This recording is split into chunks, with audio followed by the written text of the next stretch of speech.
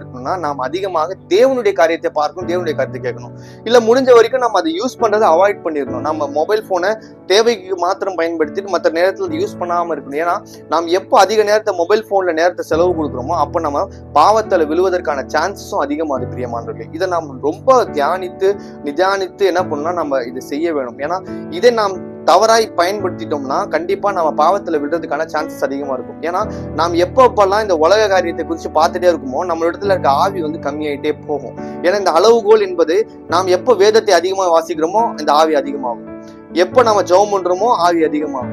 எப்போ நாம அதிகமா தேவனோட நேரத்தை செலவு பண்றோமோ இந்த ஆவி அதிகமாயிட்டு வரும். இப்போ இது அதிகமாக தான் மாம்சம் கம்மியாயிட்டே போகும். இந்த மாம்சம் கம்மியாச்சுன்னா பாவம் என்ன பண்ணாது, மேற்கொள்ள முடியாது. ஏன்னா இந்த அளவுகள் பார்க்கும் போதே நமக்கு தெரியாது இருக்கு, ஆவி அதிகமா இருக்கு, மாம்சம் கம்மியா இருக்கு. அப்ப இது என்ன டெம்டேஷன்ஸ் கொடுத்தாலும் ஆவி என்ன பண்ணணும்னா அது ஈஸியா ஓவர் கம் பண்ணிடும். ஆனா இங்க நம்ம என்ன பண்ண போறோம்னா இங்க யூடியூப்ல ஏதாவது ஒரு வீடியோ பாக்குறோம், இந்த